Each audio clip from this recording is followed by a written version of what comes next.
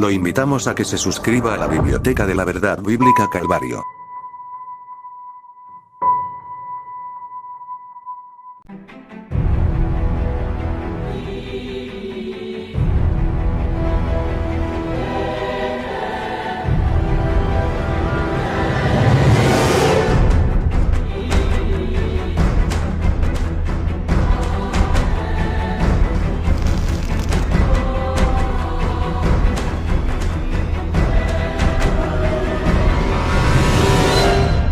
Los hermanos de Jesús.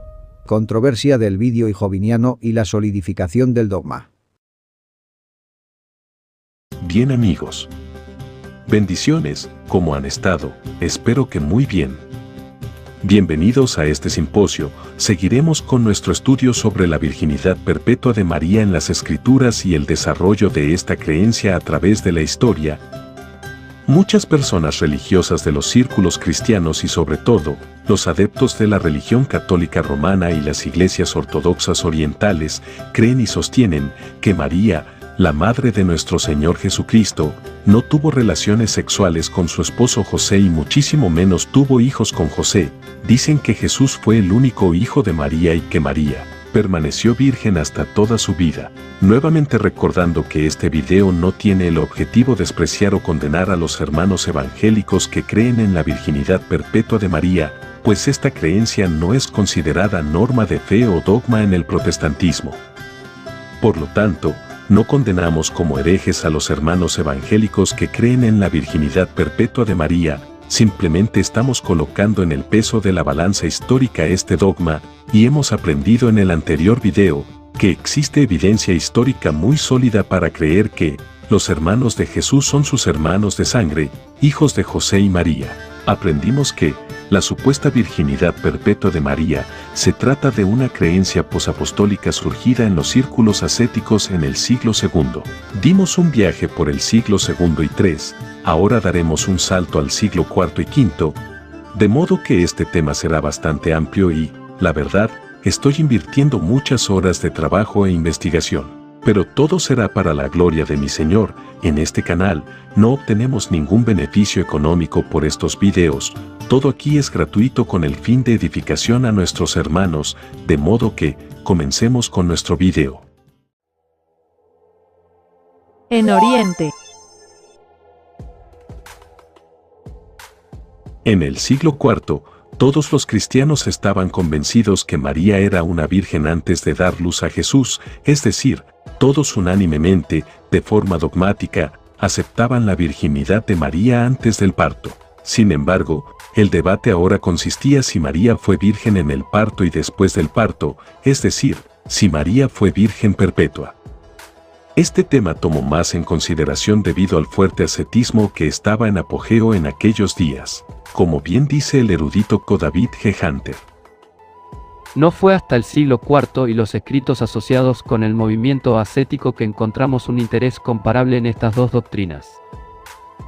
Debo recordarles que en este video no vamos a ignorar el uso de la Biblia, siempre seguiremos analizando los textos bíblicos que se usan de forma muy frecuente para defender la virginidad perpetua de María, pero lo haremos de forma gradual a medida que vayamos avanzando en este video, tal como lo hicimos en el video anterior. Pero, ¿cómo consideraba el ascetismo cristiano las relaciones sexuales entre un hombre y una mujer? Bueno, recordemos que los ascetas cristianos en el cristianismo primitivo consideraban las relaciones sexuales entre un hombre y una mujer sin fines reproductivos como algo pecaminoso. De hecho, consideraban que las relaciones sexuales eran fruto del pecado de Adán. No me pregunten cómo creían entonces los ascetas que la humanidad se iba a reproducir si Adán y Eva no hubieran pecado. Ignoro eso. El hecho está que los ascetas cristianos estimaban en gran valor el celibato y la virginidad, colocando el matrimonio como inferior a la vida célibe. Por estas razones, ellos no podían aceptar que María hubiera tenido relaciones sexuales con José, ya que según la Biblia, María estaba cubierta con la sombra del Altísimo, por lo tanto, era muy santa. Eso para ellos era contradictorio, una persona santificada por la sombra del Altísimo no podía rebajarse a tener relaciones sexuales, lo lógico es que dicha persona viviría una vida célibe, debido a su santidad. Esta era la forma de pensar de los padres ascetas cristianos de la iglesia primitiva, que miraron en María una figura inspiradora para tener una vida célibe, y la cosa no cambió en el siglo IV, una vez que el cristianismo dejó de ser perseguido por el Imperio Romano. Los ascetas cristianos de la iglesia posnicena creían que la sexualidad son sintomáticas del pecado original y son, literalmente, el resultado de la caída del alma en la materia. esta mentalidad serviría para impulsar la creencia de la virginidad perpetua de María, claro, con oposición. En el siglo III nace la secta de los maniqueos. Ellos sostenían una cristología docética. El docetismo enseñaba que Jesús no tuvo un cuerpo humano, sino que fue un espíritu y aparentaba tener un cuerpo humano, como si fuera un fantasma. Los maniqueos creían en esto mismo. Por lo tanto, si Jesús fue un espíritu, atravesó el vientre de María sin romperlo. Por esta razón, muchos cristianos en el siglo IV no aceptaban la virginidad de María en el parto, ya que dicha creencia se asemejaba a la creencia de los maniqueos. En el siglo IV, el documento De Recta in Deum Fide fue una apología cristiana en contra de las herejías del marcionismo y el gnosticismo. En dicho documento encontramos aquí que la doctrina del parto virginal causaba alguna inquietud entre los católicos por temor al docetismo y maniqueísmo. Eusebio de Cesarea expresa los mismos sentimientos, aunque niega explícitamente que los hermanos del Señor sean hijos de María. Atanasio de Alejandría fue un campeón en defensa de la divinidad de Cristo en contra de los testigos de Jehová, quise decir, arrianos. Él creía que María no tuvo relaciones sexuales con José y por lo tanto, creía que María fue virgen por toda su vida. Sin embargo, él mismo estaba consciente que no todos los cristianos pensaban de esa forma. De hecho, la creencia que María fue perpetuamente virgen era atacado, y Atanasio defiende la tesis que María fue siempre virgen hasta su muerte. Pero a pesar de su defensa, no afirma ni establece que dicha creencia es obligatoria para los cristianos. Philip J. Donnelly dice que Atanasio defiende vigorosamente contra sus oponentes que Nuestra Señora no tuvo hijos, sino Jesús. Sin embargo, se da cuenta de que esta opinión no es aceptada universalmente, sino incluso atacada. No se muestra sorprendido ante esta oposición, y de ningún modo propone sus opiniones como artículo de fe católica. El mismo Atanasio sabía que la creencia que María permaneció siempre virgen no era aceptada de forma unánime en los cristianos. Pero espera, ya me parece leer comentarios de algún católico fanático diciendo que las personas que creían que María tuvo más hijos después de Jesús y que no fue virgen por toda su vida eran miembros de alguna secta. Pero ¿acaso esos cristianos que rechazaban que María no fue virgen hasta su muerte eran herejes, cismáticos o miembros de alguna secta? Definitivamente no. Se trata de una leyenda fabricada por Epifanio y Agustín, pero esto lo abordaremos más adelante. Philip J. Donnelly dice cómo estaban las cosas en el Oriente sobre este tema.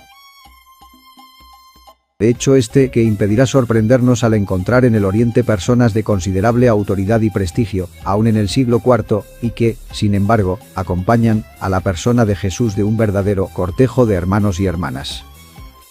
Los católicos más fanáticos dicen que solo los herejes afirmaron que Jesús tenía hermanos.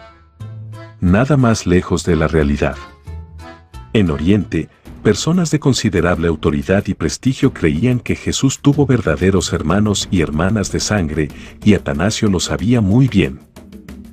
El ascetismo sigue creciendo, y con ello, la aceptación de la virginidad de María hasta su muerte va teniendo más adeptos, pero no por eso, la oposición desaparece. De hecho, hasta se dijo que el hereje de Apolinar de la Odisea había negado la virginidad perpetua de María. Apolinar de la Odisea fue autor de la doctrina conocida como apolinarismo, la cual dicha herejía niega la naturaleza humana de Jesucristo. Epifanio no se creyó esos rumores. Eunomio fue obispo de Cícico, fue un arriano, dijo que Jesús tenía hermanos biológicos. Esto llamó la atención de los ascetas cristianos, lo cual varios de ellos son considerados padres de la Iglesia. En este caso, San Basilio el Grande salió en defensa de la virginidad de María hasta su muerte en contra de Eunomio. Es verdad que Eunomio era arriano, pero descalificar su testimonio como prueba histórica que no todos los cristianos aceptaban la creencia que María fue virgen por toda su vida. Sería bastante deshonesto, pues muchos arrianos sostenían que María permaneció siempre virgen. San Basilio el Grande no lo descalificó por ser arriano, de hecho, ni siquiera dio a entender que la creencia de la virginidad de María hasta su muerte era obligatorio para todos los cristianos. De hecho, después de defender que María fue siempre virgen, dijo lo siguiente: La opinión de que María dio a luz varios hijos después de Cristo no es contraria a la fe, pues la virginidad le fue impuesta a María como una necesidad, solo hasta el momento en que sirvió como instrumento para la encarnación, mientras que, por otro lado, su virginidad posterior no tuvo mayor importancia con respecto al misterio de la encarnación. Basilio el Grande es un testimonio histórico que confirma que para entonces muchos cristianos negaban la virginidad perpetua de María. Por esa razón, no impone ni afirma que la creencia de la virginidad de María hasta su muerte era una creencia obligatoria para todos los cristianos, o que solo los herejes rechazaban tal creencia. Al contrario, establece la libertad para creer dicha creencia o negarla. Sobre la creencia que Jesús tuvo hermanos biológicos, el historiador y erudito patrístico John Norman Davidson Kelly comenta: Basilio de Cesarea, al criticar a este último, dio a entender que tal idea era ampliamente aceptada, y aunque él mismo no la aceptaba, no era incompatible con la ortodoxia. Lamentablemente, esta forma de pensar no fue compartida por Epifanio de Salamina. Se tomó muy en serio la cuestión de la virginidad posparto de María, al grado que fue el primer padre de la Iglesia en establecer como artículo de fe la creencia que María fue siempre virgen hasta su muerte, y no solo eso. Fue un ferviente defensor de la tesis que los hermanos de Jesús eran hijos de José de un matrimonio anterior. Fue tan extremo que incluso consideraba herejes a quienes creyeran que María tuvo relaciones sexuales con José y que después del nacimiento de Cristo tuvo más hijos. Por eso, decidió acuñarles un apodo a estas personas, les llamó antidicomarianos. Realmente no hay evidencia sólida para creer que los antidicomarianos era un grupo cismático y religioso, aislado de la Iglesia cristiana. Todo parece indicar que solo se trata de un apodo o sobrenombre para dirigirse a los opositores de la virginidad posparto de María aun estando ellos en comunión con la Iglesia, solo eso. Epifanio escribió un libro llamado Panarion, donde quería enlistar a 80 sectas religiosas. Menciona a los antidicomarianos, alegando que era una disque secta árabe que rechazaba la virginidad de María hasta su muerte y que enseñaban que ella tuvo hijos con José. Ante la falta de evidencia suficiente y sólida sobre esta supuesta secta, uno puede dudar sobre la existencia de esta disque secta. Lo más probable es que se tratara de puro relleno por parte de Epifanio, para poder entregar un total de 80 sectas religiosas. El profesor Stephen Schumacher es un especialista en la historia del cristianismo. Añade lo siguiente: Quizá en este punto tardío del Panarion Epifanio haya comenzado a cansarse un poco de su promesa de entregar 80 herejías. Con respecto a los antidicomarianos, confirma lo que hemos visto. Uno puede dudar si realmente existió tal secta de cristianos en Arabia. Encuentro dudoso que hubiera una secta real con este nombre que se hubiera organizado en torno al principio de negar la virginidad posparto de María. Muy probablemente Epifanio inventó las antidicomarianitas para dirigirse a los que se oponían a la virginidad perpetua de María. Epifanio creía en la virginidad de María en el parto. John Norman Davidson Kelly nos hará el favor de responder esa pregunta. Epifanio todavía sostenía que el unigénito abrió el vientre virginal. Epifanio defendió con todas sus fuerzas que María no tuvo hijos con José, que los hermanos de Jesús no eran sus hermanos de sangre, sino que eran sus hermanastros y por lo tanto, Jesús fue el único hijo de la bendita bienaventurada María hasta el día de su muerte. Esta posición estaba destinada a ser aceptada y ser predominante en Oriente. Philip J. Donnelly dice: La opinión de San Epifanio estaba destinada a tener una influencia creciente en el Oriente y, por fin, ser aceptada sin discusión. Colocó en su catálogo de herejías la opinión que negaba la virginidad de María postpartum, sin citar, no obstante, ningún precedente eclesiástico. Su palabra era suficiente. Como era de suponerse, Epifanio fue incapaz de citar a su favor documentos históricos donde enseñaran la virginidad de María después del parto como un artículo de fe obligatorio para todos los cristianos, y no lo hizo porque no los tenía, y no los tenía porque simplemente no existían. Epifanio no pudo demostrar que la creencia de la virginidad de María después del parto era considerado un artículo de fe a lo largo de la historia, o al menos antes de él. Pero a Epifanio, que le iba a estar importando eso, le valió un pepino y medio y de todos modos, defendió la virginidad de María después del parto como un artículo de fe, llamándole hereje a quien no pensara de la misma manera, a pesar que él mismo no creía en la virginidad de María en el parto. El chiste se cuenta solo, lol. En Oriente, Juan Crisóstomo y Gregorio de Niza fueron los primeros en defender la virginidad perpetua de María. Son teólogos que escribieron en la segunda mitad del siglo IV y principios del siglo V, sumado con la apología de Epifanio, la creencia de la virginidad perpetua de María fue asentada y solidificada en Oriente. Por esta razón, los ortodoxos actualmente creen en la virginidad perpetua de María. Epifanio estaba obviamente influenciado por el protoevangelio de Santiago, o en segunda instancia, por la teoría propuesta por el protoevangelio de Santiago, pues repite la leyenda que José era un venerable anciano de 80 y pico de años. Lo cito.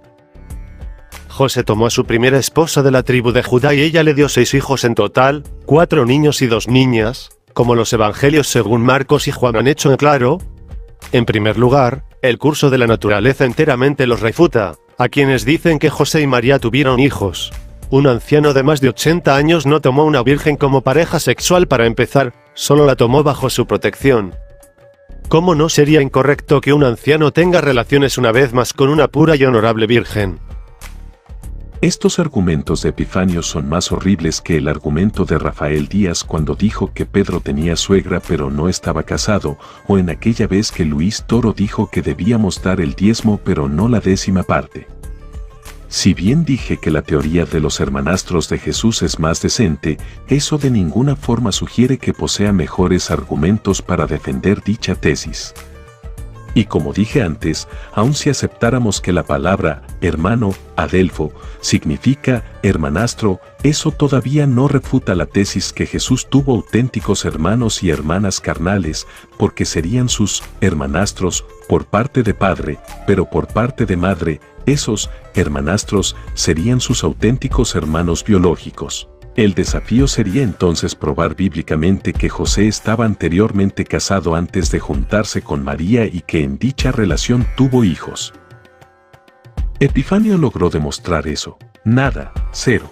Para hacer más peor la cosa, Epifanio hasta creía que entre José y María no hubo un matrimonio real, ya que José solo fue un protector de María. Claro, de ser cierto que José y María se casaron, sería inaudito que no consumaran el matrimonio. El problema es que, de ser cierto esto, los hijos de José no serían hermanos legales de Jesús y por lo tanto, ni siquiera serían hermanastros de Jesús. O sí, la teoría de Epifanio es toda un desastre. Es más que obvio que Epifanio está contradiciendo el Nuevo Testamento al sostener que María y José nunca fueron esposos, sino que ella fue simplemente encomendada a él. La virginidad de ella nunca se consumió porque su pareja ya era anciana e impotente, y los hermanos de Jesús simplemente eran los hijos naturales de José antes de ser el guardián de María. Aparte de ser antibíblica esta creencia por razones que vimos en el anterior video, todavía carece de fundamento histórico fiable. No negaría que Epifanio conocía las Escrituras, aunque diría que sus puntos de vista incorrectos sobre María son el resultado de una exégesis y una tradición deficientes que se han impuesto en el texto bíblico, en lugar de dejar que el texto hable por sí mismo. Pero vamos, ¿saben ustedes cómo Epifanio interpretó la frase, no la conocía? Bueno, les digo desde antes que sentirán vergüenza ajena por Epifanio, lo cito. Y él no la conocía. ¿Por qué? ¿Cómo podía saber que una mujer recibiría tanta gracia? ¿O cómo podría saber que la Virgen sería tan altamente glorificada?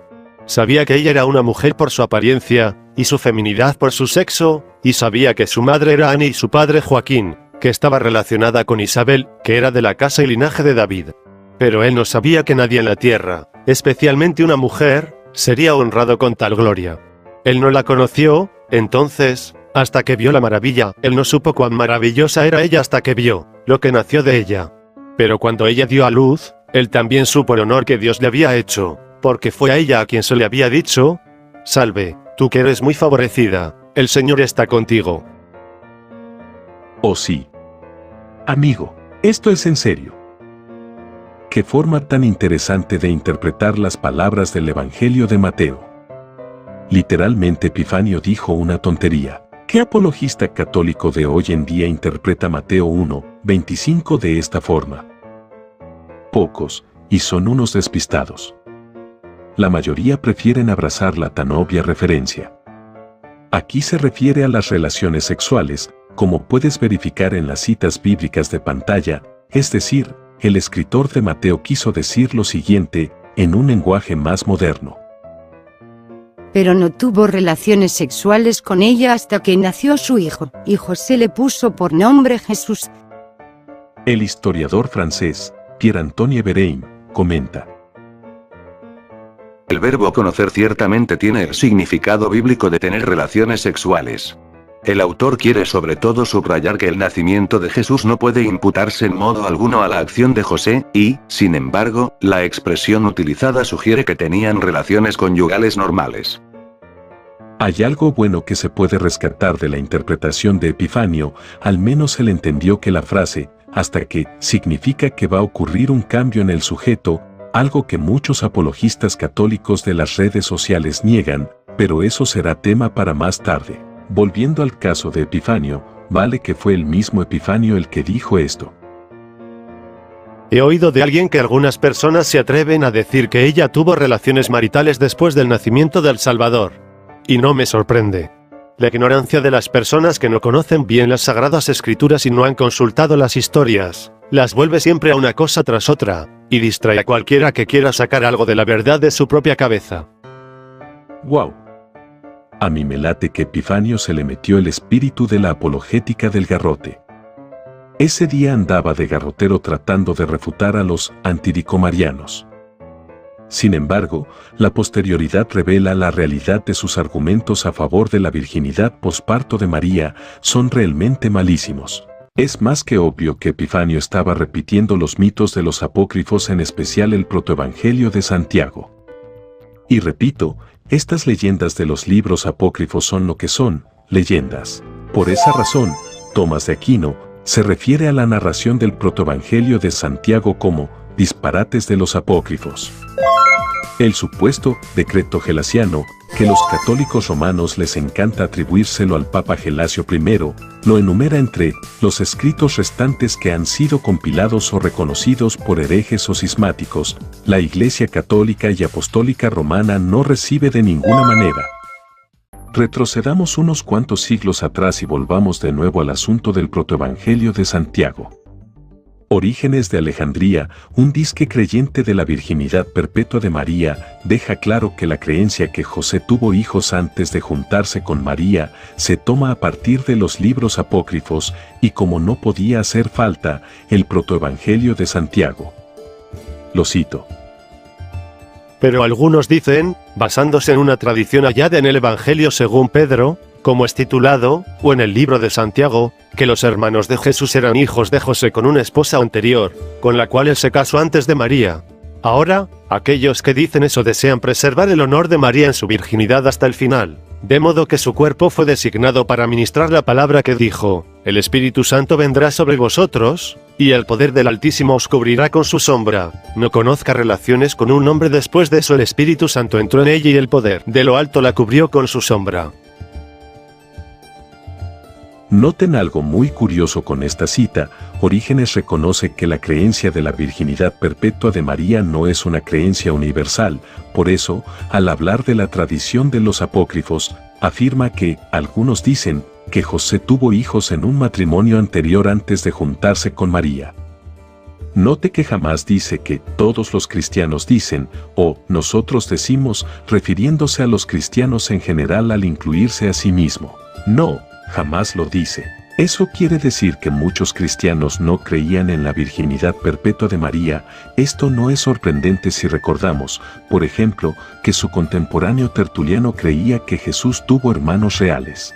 El erudito Joseph Lightfoot admite que Orígenes, aparte de atestiguar que en el siglo II existían algunos cristianos que sostenían el punto de vista epifaniano, la única alternativa que quedaba después de tal posición es aceptar que los hermanos de Jesús son hijos de María. Este pasaje muestra no solo que el propio Orígenes favorecía el punto de vista epifánico, que en otros lugares ha mantenido directamente, sino que desconocía por completo el jeronimiano, ya que la única alternativa que se presentaba era la negación de la virginidad perpetua. Sobre la creencia que Jesús tuvo hermanos biológicos en la iglesia primitiva, el erudito Antonio Piñero afirma que tanto Tertuliano, Hegesipo, Elvidio y otros la defendían. Orígenes acepta que era la opinión común de las iglesias. Adrián Santiago Pérez afirma que a pesar que Orígenes se incluye entre quienes creen que María fue virgen hasta el final, y que los hermanos de Jesús eran medio hermanos, él reconoce que en su época dicha opinión no es universal. Algunos dicen, esto no es sorprendente si recordamos, por ejemplo, que su contemporáneo Tertuliano creía que Jesús tuvo hermanos reales. El erudito Philip J. Donnelly confirma lo que hemos visto. El contraste entre la actitud tajante de Clemente y las subsiguientes vacilaciones de Orígenes demuestra, y lo corrobora así Clemente, que los católicos de Egipto creían que la cuestión de la virginidad en el parto era cuestión discutible y que no se había aún resuelto definitivamente. ¿Ocurría lo mismo respecto a la virginidad después del parto? No hay duda que así era. El erudito Raymond de Brown afirma. Orígenes, que suscribe la explicación, que los hermanos de Jesús son hijos de José de un matrimonio anterior, no parece considerar la antigua. La atribuye al Evangelio de Pedro y al protoevangelio, y admite que la tradición de los hermanastros de Jesús se apoya en personas ansiosas de asegurar la perpetua virginidad de María. De modo que el mismo testimonio de Orígenes confirma que en el siglo II, muchos cristianos creían que Jesús tuvo hermanos biológicos y estos cristianos no tenían nada que ver con sectas cristianas. Por lo tanto, los apologistas católicos ya no pueden escapar, deben asumir esta realidad y deben afrontarlo. La leyenda que solo las sectas cristianas decían que Jesús tuvo hermanos biológicos no se puede sostener. Tanto la creencia que los hermanos de Jesús son sus hermanastros o que eran sus hermanos biológicos eran coexistentes en el siglo II, ni el uno ni el otro se tachaba de hereje por esa cuestión. Creer que María y José tuvieron hijos no fue considerado una herejía en la iglesia primitiva y muchísimo menos era una creencia que afectara la ortodoxia, confirmando lo que sostenía San Basilio el Grande, la opinión de que María dio a luz varios hijos después de Cristo, no es contraria a la fe. Quiero señalar 2 puntos más. Orígenes explícitamente afirma que la creencia de los hermanastros de Jesús y de la virginidad posparto de María está basado en una tradición hallada en el Evangelio según Pedro o en el libro de Santiago.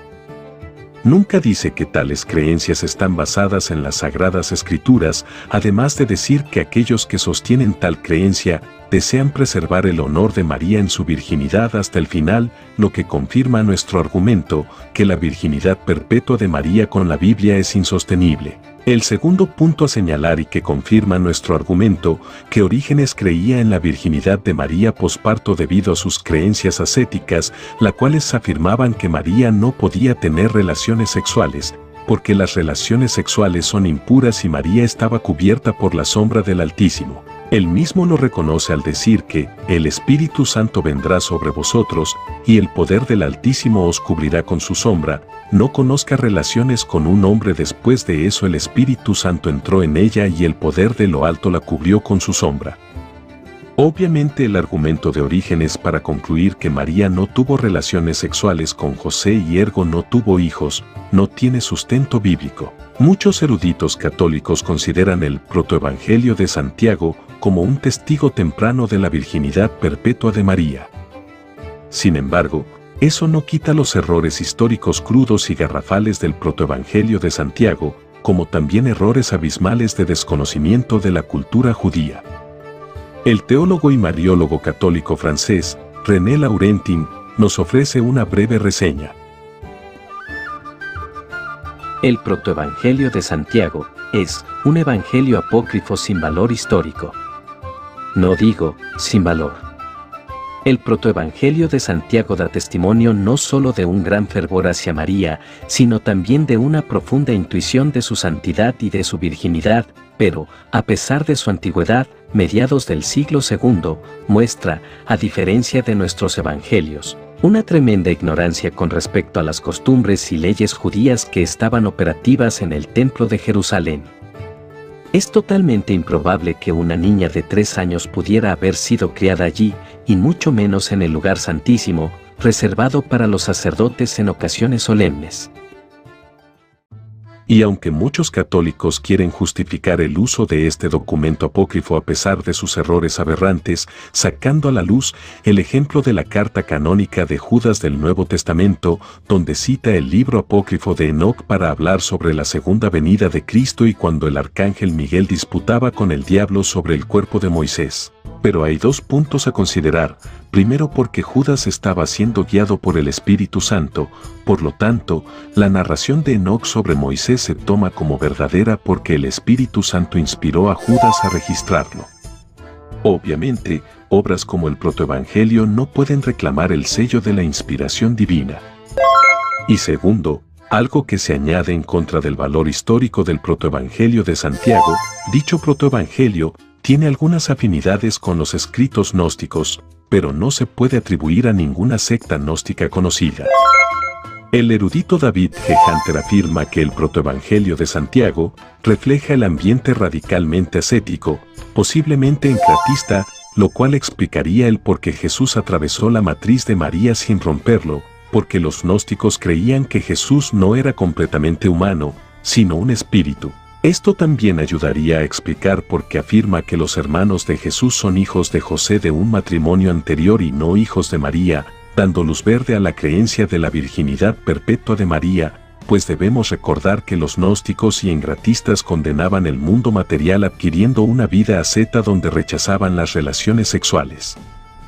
Por lo tanto, el protoevangelio de Santiago, al tener esta afinidad ascética gnóstica y engratista, empujaría a la creencia que María, al ser cubierta por la sombra del Altísimo, debía mantenerse alejada del mundo material y sus placeres, incluidas las relaciones sexuales. El protoevangelio de Santiago tiene similitud o coincidencia ascética de por medio, lo cual le resta bastante valor histórico.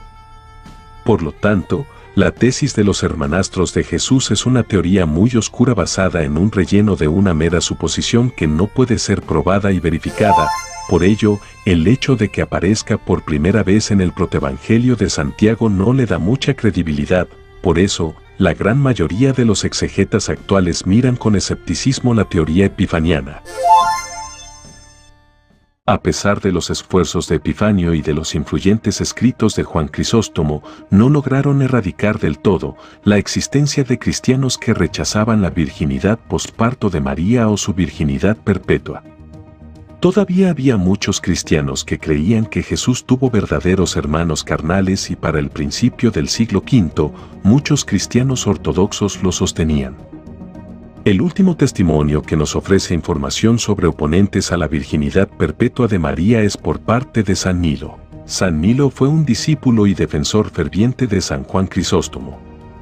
Estuvo al frente de su monasterio mucho tiempo y difundió en sus escritos la doctrina ascética. Juan Crisóstomo y su influencia fue muy importante para propagar la idea de la virginidad perpetua de María. Sin embargo, como he dicho, eso de ninguna forma significó que los cristianos ortodoxos que rechazaban la virginidad perpetua de María habían desaparecido. El doctor Philip J. Tonelli nos explica unos datos muy interesantes. Ponga atención lo que dice después de abordar el asunto de Juan Crisóstomo. ¿Nos autoriza todo ello a afirmar que la virginidad perpetua de Nuestra Señora fue aceptada universalmente en esta época en Oriente? Todo nos impulsa a preguntarlo, pues, hacia el final de esta época, San Nilo escribió contra algunos sujetos que sostenían la doctrina contraria. Le expone su posición en 3 cartas dirigidas a un personaje de la iglesia llamado Cirilo, probablemente Cirilo de Alejandría, increpa enérgicamente a sus adversarios y toma prestados argumentos de Epifanio, pero no imita al Panarion de este, llamándoles herejes. San Nilo marca el final de una era, ya que no tenemos conocimiento de un solo obispo que en aquel momento se opusiera a la perpetua virginidad de María. Oigan, aprovechando que tengo la atención de ustedes, quiero compartirles algo. Por ahí andan diciendo algunos defensores de la virginidad perpetua de María, que la bendita María tenía claro que nunca tendría relaciones sexuales y para disque probarlo, ellos presentan la Anunciación, es decir, el momento cuando el ángel Gabriel le dice a María que dará luz al Hijo de Dios, a Jesús el Mesías. Ella responde: ¿Cómo será esto, puesto que no conozco varón?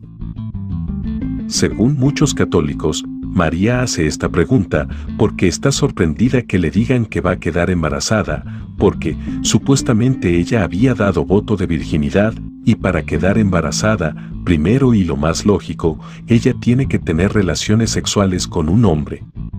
Por esa razón hace la pregunta, porque le parece sorprendente y extraño que le digan que va a quedar embarazada cuando ella tenía en mente ser virgen perpetua por un supuesto voto de castidad, que sepa Dios de dónde los católicos sacaron esta idea. Ya me acordé, ¿será que esta gente está repitiendo los mitos de los apócrifos? Dios sabe. El hecho está que según ellos, la Virgen hace la pregunta al ángel porque ella no tenía en mente tener sexo con algún hombre. Realmente estas personas deben estar sumamente desesperadas por darle suficiente sustento bíblico a la supuesta virginidad de María. Pero tan desesperados, que tienen que distorsionar las palabras de la bendita Virgen para concluir cosas que ella no dijo. María se sorprende cuando el ángel le dice que dará luz a Jesús, no porque ella en su mente tenía la idea que sería virgen perpetua, ella lo hace porque reconoce que en ese momento no se había acostado con un hombre como para quedar embarazada, es lo más lógico. Los autores del Nuevo Testamento no tenían interés en dar detalles sobre la vida conyugal de María y José después del nacimiento de Cristo. Hablar de las relaciones sexuales de María con José después del nacimiento de Cristo no es algo que realmente les importe a los autores de los Evangelios del Nuevo Testamento y muchísimo menos narrar un hecho donde, dizque, la bendita Virgen confirma que no tenía deseos de tener relaciones sexuales con un hombre. Mateo hace una referencia que José tuvo sexo con María hasta que María dio luz a Jesús. Este punto ya lo abordaremos, pero esta afirmación no hace de pasada, no hace pausa para dar detalles sobre la intimidad sexual de José y María y cómo después, fruto de esa unión, fueron naciendo más hijos.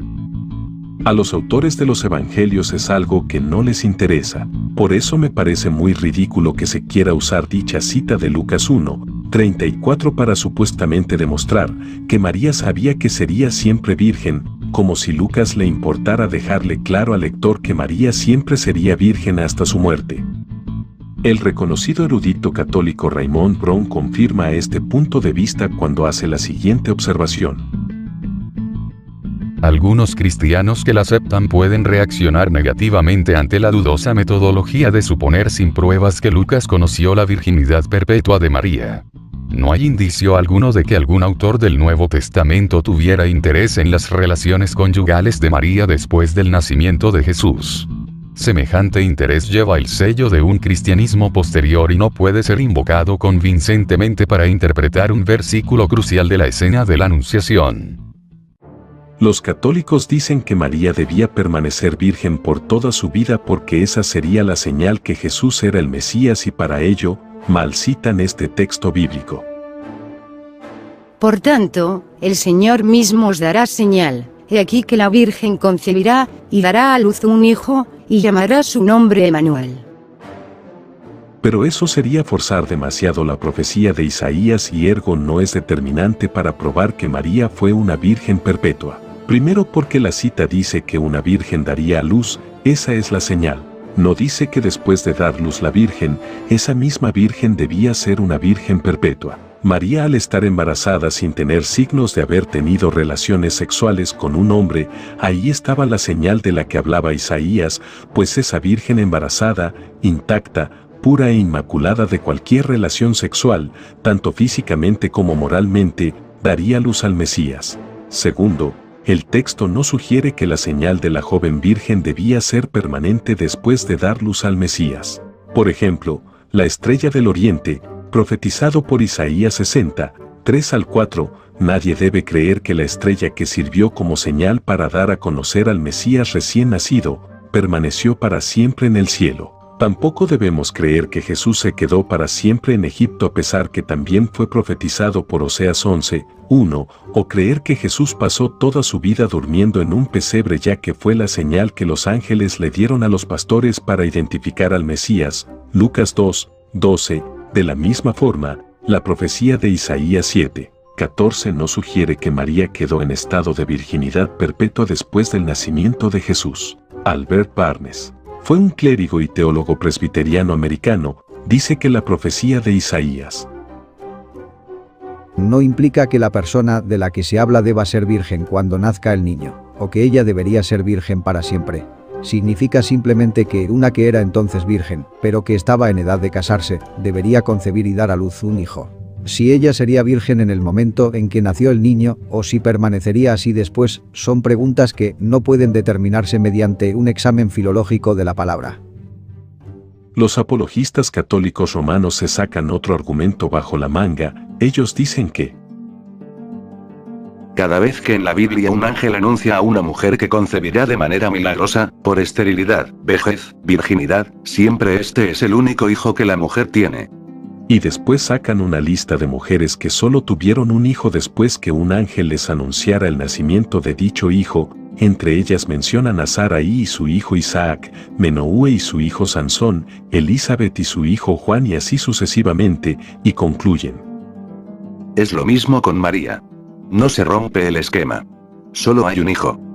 Esto obviamente es una falacia de asociación, pues estos fanáticos solo toman en cuenta los elementos que le convienen para defender que María tuvo un solo hijo. Estas personas olvidan dos puntos muy importantes que hace del caso de María una excepción y ergo, rompe el esquema. Primero, todas las mujeres que recibieron el anuncio del nacimiento de sus hijos por parte de un ángel, eran estériles.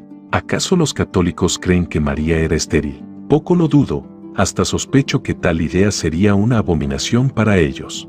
Segundo, todas esas mujeres no siguieron siendo vírgenes después de dar luz, y dudo que lo hayan sido antes de dar luz a sus hijos, tampoco se dice que la concepción de sus hijos fue milagrosa. El caso de María es diferente, sin intervención de algún hombre, María quedó embarazada y la concepción de Cristo fue milagrosa. Por lo tanto, con María si se rompe el esquema, María no fue estéril, era una virgen al quedar embarazada de Jesús y la concepción de Cristo fue milagrosa. Por lo tanto, si María fue la excepción, rompiendo el esquema en estos aspectos al resto de mujeres cuyo nacimiento de sus hijos fue anunciado por un ángel, la cantidad de hijos también entra entre las características que hacen el caso de María una excepción y por ende, repito nuevamente, María rompe el esquema. En Occidente. Parece que las cosas más curiosas que ocurren en el mundo, ocurren la mayoría de veces, aquí en Occidente, no me pregunten por qué, la cuestión es que, fue precisamente en Occidente donde nacería la tesis que los hermanos de Jesús eran sus primos. Hilario de Poitiers, fue el primer padre de la Iglesia Occidental en defender la virginidad de María después del parto, sin embargo. Consideró que el nacimiento de Jesús había ocurrido naturalmente. Occidente no quedó libre de la influencia ascética, recordándole siempre que, en ese momento, los ascetas cristianos consideraban el voto de virginidad superior al matrimonio, por eso, era de interés principal defender a costa de todo, la virginidad de María después del parto. El ascetismo estaba ganando terreno y con ello, estaba ganando mucha fuerza la errada creencia que las relaciones sexuales son fruto del pecado de Adán. Si bien es verdad que los ascetas cristianos valoraban las relaciones sexuales dentro del matrimonio, limitaron ese tipo de relaciones únicamente cuando se tenía planes de tener hijos, de lo contrario, era un pecado. De igual forma, consideraban de todos modos las relaciones sexuales como algo impuro y que por lo tanto, la virginidad era superior al matrimonio debido a esta creencia ascética. San Jerónimo, reconocido como santo y doctor de la Iglesia Católica Romana, fue el traductor de la Biblia al latín conocido como la Vulgata, fue un padre de la Iglesia sumamente influyente, también fue el más destacado defensor de la virginidad de María después del parto, era también un asceta, por lo tanto, se expresó de forma muy negativa contra el matrimonio, dejándolo en un grado de inferioridad sobre la virginidad. Él se expresó de las relaciones sexuales de esta forma. La verdad es que, en vista de la pureza del cuerpo de Cristo, toda relación sexual es impura. Y no digamos sobre Agustín de Hipona, otro padre de la Iglesia considerado santo y doctor por la Iglesia Católica Romana, además de ser un padre de la Iglesia muy influyente. Con respecto a las relaciones sexuales. Según Agustín, es a través de la lujuria del acto sexual que el pecado se transmite a cada feto. Toda relación sexual está así manchada. Debido a esto, Agustín creía que solo las relaciones sexuales maritales abiertas a la procreación eran morales. Las relaciones sexuales maritales por placer eran un pecado venial. Agustín equiparó el deseo sexual con la lujuria y la lujuria con la concupiscencia. Jerónimo y el resto de los ascetas padres de la Iglesia habían adoptado una postura bastante gnóstica con respecto a las relaciones sexuales. Los padres de la Iglesia permitieron que el gnosticismo influyeran en su lectura de las Escrituras y sus conclusiones acerca del papel y el valor del matrimonio y la sexualidad. Esta mentalidad ascética se estaba apoderando del cristianismo y al parecer, pocos hicieron el esfuerzo por frenarlo. Es aquí donde entra en escena Elvidio. Elvidio fue un laico que vivió en Roma en el tiempo de Dámaso I, escribió un tratado en contra de las creencias ascéticas y las pretensiones del monasticismo de ser un ideal más elevado de vida cristiana. ¿Qué es el monasticismo? El monasticismo es la práctica religiosa de vivir separados del mundo, generalmente aislado en una comunidad de personas de ideas afines, para evitar el pecado y acercarse más a Dios. Un autor desconocido llamado Carterio escribió un panfleto argumentando que la vida virginal era superior a la vida matrimonial y que la supuesta virginidad perpetua de María era prueba de ello. Elvidio decide escribir una respuesta a Carterio.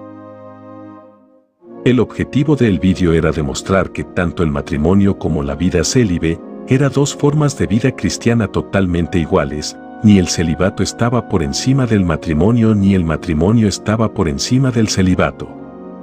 Elvidio quería demostrarles a los ascetas que su punto de vista sobre el matrimonio era incorrecto, y para probarlo, escribió un tratado y puso sobre la mesa un argumento bastante poderoso que, de ser verdadero, era suficiente para tirarles por el suelo todo el ideal ascético predominante en el cristianismo. Y fue argumentar que María tuvo un matrimonio normal con su esposo José, y que después del nacimiento de Jesús, María tuvo más hijos con José y estos son los hermanos y hermanas de Jesús que se mencionan en la Biblia. En palabras cortas, Elvidio sostuvo que María y José tuvieron relaciones sexuales después del nacimiento de Jesús, y como fruto de ese amor, tuvieron hijos, por lo tanto, Jesús tenía hermanos de sangre. Si fuese verdad lo que estaba diciendo Elvidio, sin dudas era un argumento potente contra el ascetismo y el monasticismo. Básicamente toda la doctrina ascética se vendría abajo de picada, pues María fue cubierta por la sombra del Altísimo, y si María tuvo relaciones sexuales con su esposo José en un matrimonio normal, eso significa que el matrimonio es santo, puro y de ninguna manera inferior al voto de castidad. Los padres de la Iglesia ascéticos se dieron cuenta de lo fuerte que era este argumento y como este era una amenaza para sus creencias ascéticas con respecto al matrimonio y la virginidad. Elvidio además, para darle validez a su interpretación bíblica de los hermanos de Jesús, citó a dos padres de la Iglesia, a Tertuliano y a Victorino, a pesar que podía citar más, pero decidió que dos eran suficientes. Jerónimo supo del tratado de Elvidio, pero lo ignoró. Pero poco después, unos amigos le pidieron el favor que refutara a Elvidio, porque su tratado era bastante popular, así que Jerónimo puso manos a la obra y escribió una respuesta a Elvidio en un tratado, dizque refutando sus argumentos. Jerónimo escribió un tratado llamado Contra Elvidio, o también llamado La perpetua virginidad de María, donde supuestamente refutaba a Elvidio y demostraba que la bendita María no tuvo hijos con José y que permaneció virgen hasta su muerte. El tratado de Jerónimo fue innovador, con argumentos atractivos que cualquiera diría que son argumentos muy sólidos y creíbles, pero, analizando detalladamente el tratado de Jerónimo, colocando sus argumentos sobre la balanza de la evidencia, los argumentos de Jerónimo solo tuvo un atractivo de fachada. Según la nueva Enciclopedia de Conocimientos Religiosos de Schaffer-Sogg, las objeciones de Jerónimo son pura sofistería. Jerónimo se inventó una tesis que había sido desconocida por el cristianismo desde entonces. Se inventó la tesis que los hermanos de Jesús eran sus primos, que eran hijos de la hermana de María, la cual también tenía su mismo nombre. Esta tesis se basó en los argumentos que hemos visto en el anterior video. Sin embargo, en este video usted está viendo al autor y creador de esta ridícula tesis, fruto de la desesperación y la frustración por refutar a Elvidio. Al final, ¿quién dice la verdad sobre los hermanos de Jesús? ¿Epifanio o Jerónimo? ¿Los hermanos de Jesús eran sus hermanastros o eran sus primos? ¿Quién de los dos dice la verdad? O miente uno, o miente el otro, y en el peor caso, los dos mienten, pero aquí, uno de los dos está mintiendo. Al fin, Jerónimo usó a su favor el desgastado argumento que en la Biblia los hermanos de una persona pueden interpretarse como primos. Vimos en el anterior video que este argumento no aplica para el Nuevo Testamento y muchísimo menos para los años y siglos posteriores a los apóstoles, y la razón es simple: ningún padre de la iglesia antes de Jerónimo, incluso aquellos que hablaban griego, se les cruzó por la mente que los hermanos de Jesús eran sus primos a base del texto griego. Por esta razón, los padres de la iglesia primitiva que creían en la virginidad de María después del parto, creían en la tesis que los hermanos de Jesús eran sus hermanastros, no sus primos. Jerónimo hizo un relleno barato, mencionando nombres de padres de la iglesia, que dizque apoyaban su tesis que se había inventado, pero no tuvo los pantalones suficientes. Bueno, no tuvo la túnica suficiente. Vamos. No se reían. Jerónimo no tuvo la túnica suficiente para citar esos textos de los padres de la iglesia que apoyaba su ridícula tesis que los hermanos de Jesús eran sus primos. No tenía cómo hacerlo, si esa tesis él mismo se la había inventado. El historiador francés, Pierre-Antoine Bérain, afirma: según esta teoría, llamada jeronimiana por Jerónimo, quien la inventó, los hermanos habrían sido primos hermanos de Jesús. El erudito, Joseph Barber Lightfoot, sostiene: no se puede producir ningún ejemplo decisivo de un escritor que sostenga la opinión de Jerónimo, antes de que fuera propuesta por el propio Jerónimo. Jerónimo dijo: no deberíamos contar contra ti toda la serie de escritores antiguos. Ignacio, Policarpo, Ireneo, Justino Mártir y muchos otros hombres apostólicos y elocuentes, que expuso las mismas explicaciones contra Ebián, Teodoro de Bizancio y Valentino, escribió volúmenes llenos de conocimiento. En su desesperación, Jerónimo cita a 4 escritores antiguos que supuestamente lo apoyan. ¿Estaría entonces Jerónimo citando obras que se perdieron en el tiempo y que ahora no tenemos disponibles, pero que en la época de Jerónimo sí estaban disponibles? Muy improbable. Jerónimo no parece conocer otras obras que las que conocemos hoy. De hecho, en su libro, Hombres Ilustres, menciona solo los 8 documentos de Ignacio y Policarpo que tenemos hoy, lo que sugiere que no conocía ningún otro documento disponible que no tengamos hoy. Eusebio, escribiendo varias décadas antes, confirma que estos 8 documentos eran todo lo que se había conservado de Ignacio y Policarpo. Y como ya hemos visto, en los escritos existentes de Ireneo, parece contradecir la virginidad perpetua de María. Tampoco hay afirmación de esta doctrina en ninguna de las obras de Justino.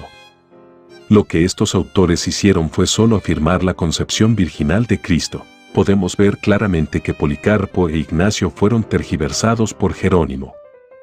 ¿Quién nos asegura que no hizo lo mismo con el resto? El historiador y erudito patrístico John Norman Davidson Kelly hace la siguiente crítica a Jerónimo. Su lista de padres ortodoxos que lo apoyaron fue una cortina de humo deshonesta típica de su estilo de debate. Es dudoso que conociera de cerca a los escritores que enumeró, y más dudoso aún que sostuvieran las opiniones que les atribuyó.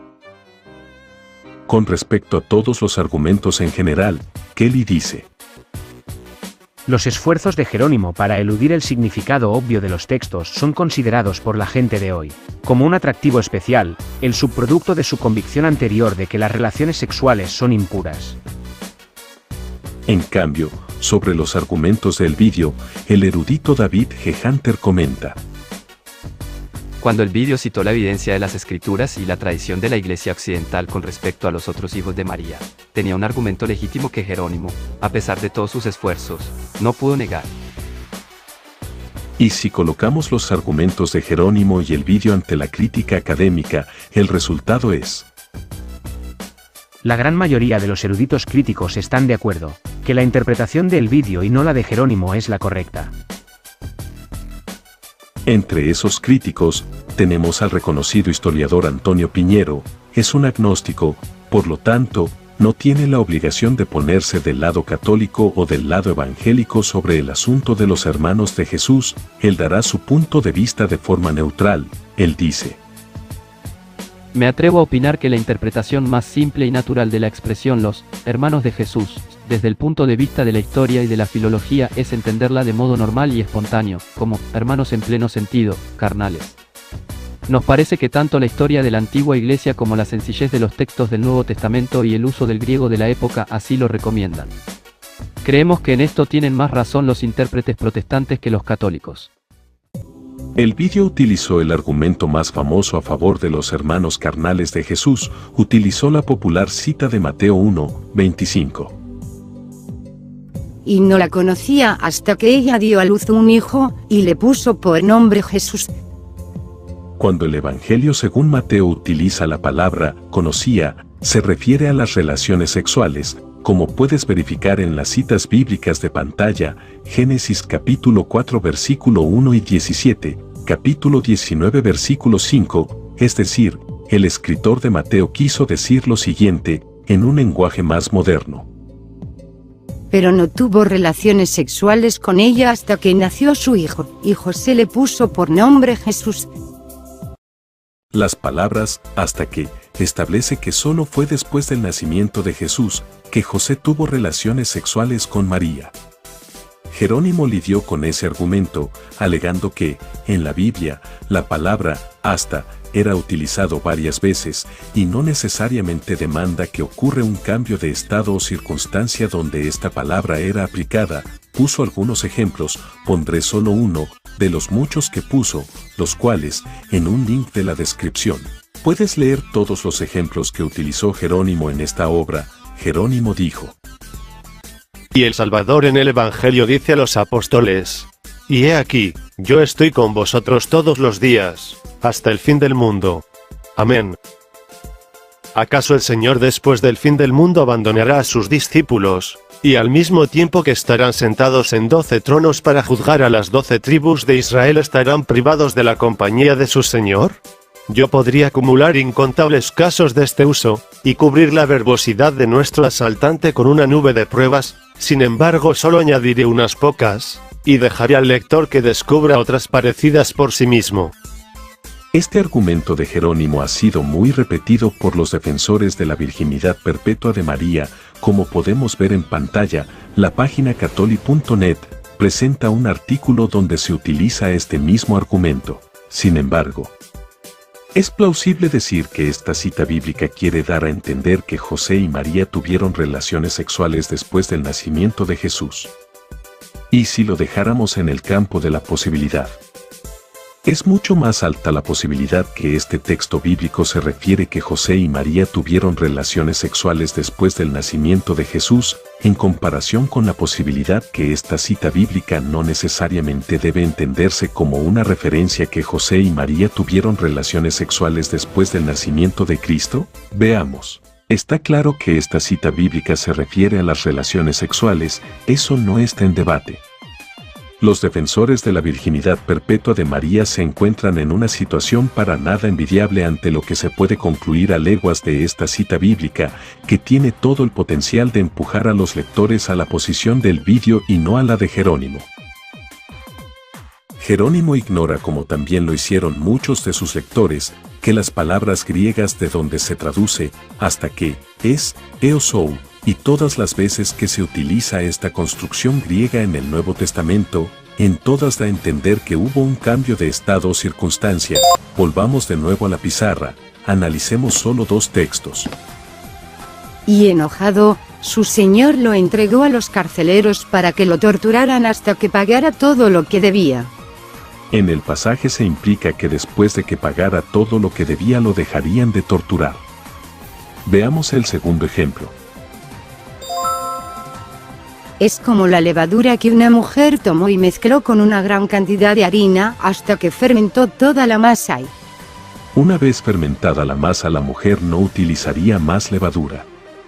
Ahora veamos la famosa cita de Mateo 1:25.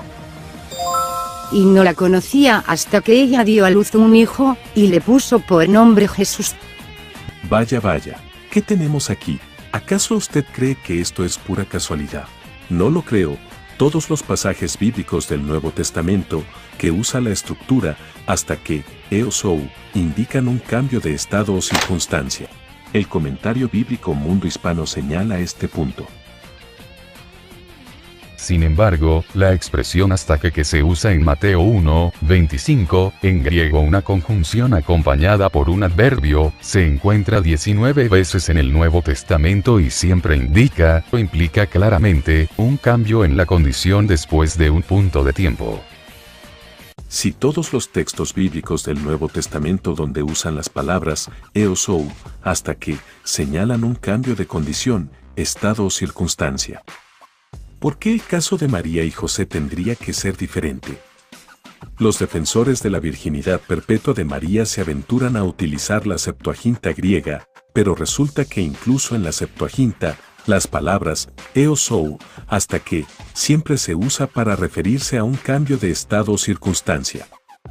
Hay pocos ejemplos, pero las excepciones del Antiguo Testamento griego o Septuaginta no deben convertirse en una regla, y peor para el Nuevo Testamento, donde el periodo de la evolución del idioma griego pudo haber modificado el uso de esta construcción gramatical griega, pues para la época de los apóstoles se ve claramente que las palabras eosou hasta que se usaba únicamente para señalar un cambio de condición o circunstancia al que refiere. La razón para esto es porque todos los casos del Nuevo Testamento donde se usa eosou hasta que indica precisamente eso. Sería bastante forzado y deshonesto hacer excepción con el caso de María y José. La erudita luterana y crítica textual, Margareta Schatkin, hace una interesante y curiosa observación. Aunque atacado por San Jerónimo, el vídeo parece haber tenido razón en su análisis de la gramática latina, por extensión, del griego original. Los intentos de los padres de la Iglesia de interpretar este versículo de otra manera que la de el vídeo revelan que el análisis sintáctico no estaba en sus mentes. Su exégesis parece más una defensa apologética de la tradición eclesiástica sobre la virginidad perpetua de María, que un análisis gramatical objetivo. El erudito católico, John Paul Meyer, también tiene algo que aportar. Claro, debo dejar claro algo antes de citarlo. Este erudito católico considera que la cita de Mateo 1:25 no es prueba suficiente por sí mismo que José tuvo relaciones sexuales con María, basado en los argumentos de Jerónimo, pero ese argumento ya vimos que es bastante débil. John Paul Meyer se basa en el contexto del Evangelio de Mateo para concluir que Mateo 1:25 da a entender que José y María tuvieron hijos, es decir, toma todo el texto bíblico para dar una conclusión más certera. Ahora bien, citemos lo que dijo.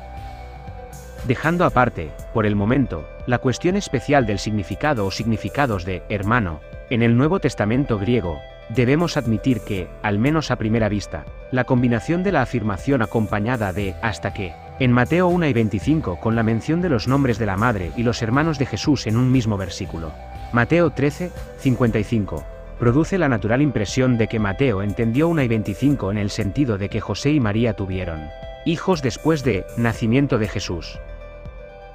Este erudito católico muy reconocido, al final concluye: en el Nuevo Testamento no existe ni un solo caso donde, indiscutiblemente, hermano, signifique primo, ni siquiera hermanastro, mientras que hay abundantes ejemplos donde tiene el sentido de hermano consanguíneo. Por eso, la opinión más plausible desde un punto de vista puramente filológico e histórico es que los hermanos y hermanas de Jesús eran realmente tales. Al menos algunos escritores de la Iglesia mantuvieron viva esta interpretación de los textos del Nuevo Testamento hasta finales del siglo IV. Algunas Biblias católicas deliberadamente acomodan y distorsionan el texto de Mateo 1:25, con el fin que los católicos no se den cuenta de lo que la cita implica por sí misma. Es obvio que dicha cita llevará al lector a creer que José tuvo sexo con María después que María diera a luz a Jesús. La Biblia católica latinoamericana tuvo semejante atrevimiento. La cita de Mateo 1:25 lo tiene de esta forma: y sin que hubieran tenido relaciones, dio a luz un hijo, al que puso por nombre Jesús.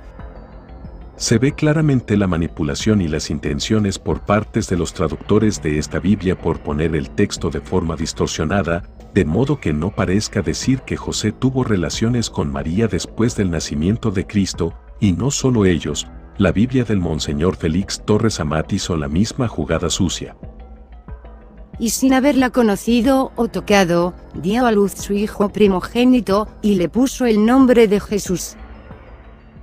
Ya que mencionamos esta traducción católica de la Biblia elaborada por el jesuita José Miguel Petisco y difundida por el Monseñor Félix Torres Amat, vale la pena señalar que esta traducción de la Biblia ha corrompido el texto bíblico de una forma tan descarada, haciendo modificaciones con el fin de salvaguardar la virginidad perpetua de María. Es evidente que la alteración de la traducción por parte del jesuita José Miguel Petisco es adrede. En Lucas 1:34 está traducido así: pero María dijo al ángel: ¿cómo ha de ser eso? Pues yo no conozco ni jamás conoceré varón alguno.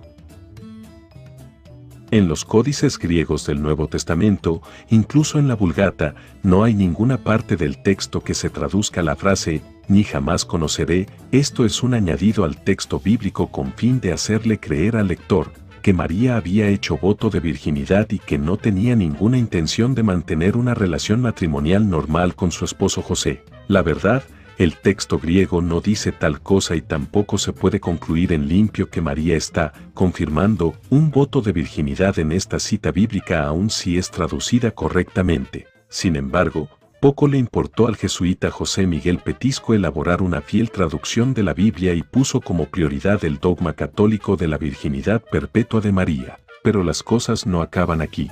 En Mateo 13, 55-56 se ha traducido así: ¿no es el hijo del artesano, o carpintero? ¿Su madre no es la que se llama María?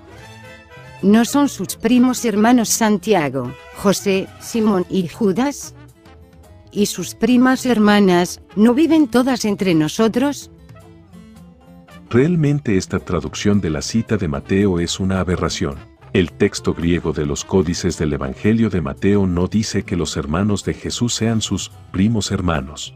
Esta alteración tan descarada del texto bíblico obedece a intenciones dogmáticas de por medio. Los mismos eruditos y traductores católicos saben perfectamente que un lector imparcial que lea los evangelios llegará a la conclusión que los hermanos de Jesús son hijos de José y María. Por eso, ellos alteran el texto bíblico, haciéndole creer a los lectores que los hermanos de Jesús no tienen nada que ver con María. Hechos 1:14 lo traduce así: todos los cuales, animados de un mismo espíritu, perseveraban juntos en oración con las mujeres piadosas, y con María la madre de Jesús, y con los hermanos o parientes de este Señor. Gálatas 1:19 fue traducido así: y no vi a otro alguno de los apóstoles, sino Santiago el primo hermano del Señor. Y la primera carta a los Corintios 9:5 también fue adulterado. Por ventura, ¿no tenemos también facultad de llevar en los viajes alguna mujer hermana en Jesucristo, para que nos asista, como hacen los demás apóstoles, y los hermanos o parientes del Señor, y el mismo Cepas o Pedro? Esto es evidencia que la Biblia por sí misma es capaz de derribar el dogma de la virginidad perpetua de María, precisamente aquellos textos bíblicos que usan los evangélicos para alegar que María tuvo más hijos con José después del nacimiento de Jesús. Si estos textos bíblicos no fueran tan problemáticos, ¿por qué mal traducen los textos de Mateo 1:25, Mateo 13:55-56 y Lucas 1:34? Sin dudas, la Biblia Félix Torres Amat debe considerarse una traducción corrupta. Sigamos con el tema de Mateo 1:25. También la Biblia católica, Biblia de nuestro pueblo, del sacerdote jesuita español Luis Alonso Choquel. Y sin haber mantenido relaciones dio a luz un hijo, al cual llamó Jesús. ¿A qué se debe que estos traductores católicos sean tan deshonestos en acomodar, distorsionar y alterar este texto bíblico? El licenciado y máster en teología Samuel Pérez Millo responde esa pregunta. Las palabras del texto griego, desde la literalidad, no permiten afirmar la virginidad perpetua de María, como algunos pretenden. Buscando una base para sustentar esa idea, se ven obligados a traducir el texto como, y sin conocerla, dio a luz a un hijo. La construcción gramatical en el griego no permite verter la cláusula de ese modo.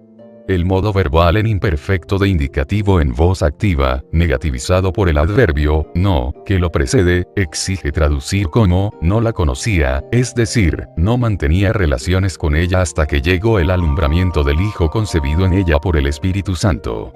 La estructura gramatical es contundente con el establecimiento de temporalidad definida. Volvamos de nuevo a la pizarra. Hay algo que ha llamado la atención de la cita de Mateo 1:25. Me refiero a la palabra conocía, en la frase no la conocía. Dicha palabra está en tiempo imperfecto. Es decir, es un verbo imperfecto activo acompañado por una partícula negativa. Para aquellos que saben algo de gramática griega, la frase aukellinos kenaftin se traduce como no la conocía. Note que el verbo está en imperfecto, por lo tanto, eso incrementa la posibilidad que el escritor del Evangelio de Mateo quiere comunicarle a sus lectores que María y José tuvieron relaciones sexuales después del nacimiento de Jesús. El teólogo e historiador inglés, Alfred Plummer, confirma en forma breve lo que he explicado.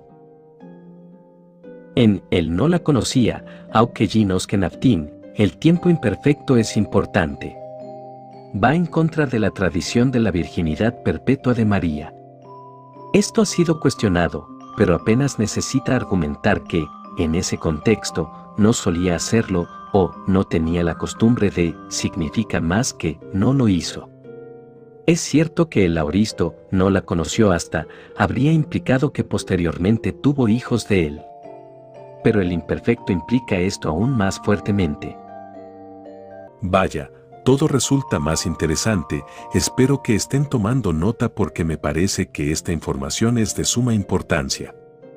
Una nota, la Biblia Reina Valera 1960, el texto de Mateo 1:25 lo tiene así, no la conoció hasta que dio a luz a su hijo, aunque no traduce el verbo de la misma forma como lo traduce otras Biblias, mantiene la misma idea. Pero de preferencia me gusta más la traducción de la Biblia BTX4, la cual dice, pero no la conocía hasta que dio a luz un hijo. Por eso, aconsejo a mis hermanos a comprar una Biblia de crítica textual. Además, quiero señalar un punto curioso. Si fuese verdad la tesis que la cita de Mateo 1:25 no necesariamente debe interpretarse que José y María tuvieron relaciones sexuales después del nacimiento de Cristo, entonces, ¿cuál era el mensaje que nos quería transmitir el autor del Evangelio de Mateo con esta cita? Hasta el momento, Los mismos defensores de la virginidad perpetua de María no tienen una idea concreta, pues el Evangelio de Mateo deja más que claro al lector que María era una virgen al estar embarazada por Jesús por obra del Espíritu Santo. También le deja más que claro al lector que José no había tocado a María cuando quedó embarazada, lo cual decepciona a José y quiso dejarla en secreto, pues piensa que María le puso los cuernos. Esto es interesante, claramente podemos intuir que José tenía las intenciones de tener un matrimonio normal con María y por lógica, tener sexo con ella y tener hijos como una pareja normal. Si ese no fuera el caso, ¿por qué José se decepcionó de María al grado que pensaba dejarla en secreto? Es obvio que José desconocía por completo un supuesto voto de castidad de María, pues, de haberlo sabido, no hubiera tomado una conducta de repudio a María. Eso hubiera sido muy extraño si era de su conocimiento que María sería siempre una virgen perpetua. De hecho, según la Biblia, María estaba desposada, lo que refuerza la idea que José esperaba casarse con María, tener sexo con ella y engendrar hijos como cualquier matrimonio normal. José, muy triste al creer que María le fue infiel, estaba decidido en abandonarla de forma secreta, pero un ángel de Dios intervino y le dijo a José en un sueño que no temiera a tomar a María como su esposa, porque el niño que lleva en su vientre fue fruto del Espíritu Santo. El ángel además le explica que el niño era el Mesías profetizado por los profetas. José despierta de su sueño, se da cuenta que María siempre le fue fiel. Aquí podemos imaginar a José con mucha alegría y alivio tomando a María como su esposa, siguiendo con todo el procedimiento para el matrimonio, que como vimos, tener relaciones sexuales con ella una vez casados formaba parte de la mentalidad de José. Es debido a esto, que el autor de Mateo le tiene que dejar claro al lector que José no tuvo relaciones con María hasta que naciera Jesús. El autor del Evangelio de Mateo quiere evitar que los lectores crean que José tuvo sexo con María estando ella embarazada, por eso especifica que no tuvo relaciones sexuales con ella hasta que nació su hijo, y José le puso por nombre Jesús. Todo calza cuando nos detenemos a darle un análisis a la narración del Evangelio de Mateo, todo logra encajar con la cita en cuestión. Cuando armamos el rompecabezas todo toma sentido con esta cita bíblica, vemos la principal función de especificar al lector un dato más en consideración con respecto a José y María. Pero, si fuese verdad la tesis que la cita de Mateo 1:25 no necesariamente debe interpretarse que José y María tuvieron relaciones sexuales después del nacimiento de Cristo. ¿Cuál era el objetivo entonces del autor del Evangelio de Mateo con esta especificación? Realmente no tiene ningún sentido, función u objetivo concreto, si fuese verdad lo que dicen los defensores de la virginidad perpetua de María con respecto a Mateo 1:25. Simplemente, lo mejor que hubiera hecho el autor es haber omitido decir lo que dijo en dicha cita, ya que dicha cita no tiene alguna función. Pues si su objetivo era decirnos que María era una virgen cuando dio luz a Jesús, era algo que por lógica se podía concluir con las palabras del ángel a José, realmente esta cita no tiene ninguna función, objetivo o mensaje concreto que pueda aportar algo nuevo al autor que no se haya aportado anteriormente. ¿Cuál era el mensaje que nos quería transmitir el autor del Evangelio de Mateo con esta cita?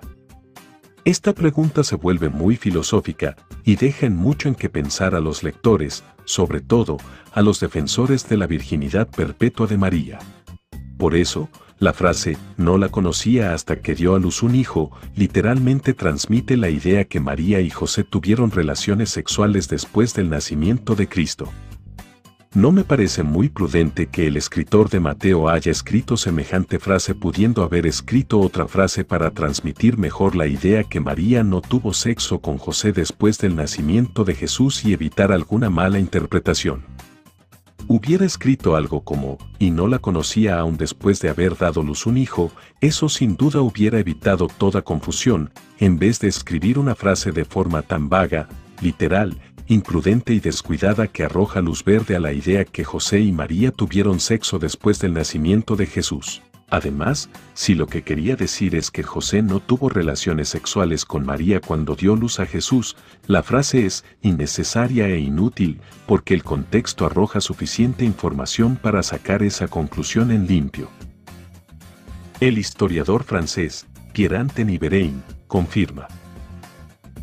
Seguramente el evangelista no habría utilizado una expresión tan ambigua si hubiera creído en la virginidad perpetua de María, sobre todo porque más adelante menciona varias veces la existencia de hermanos y hermanas de Jesús.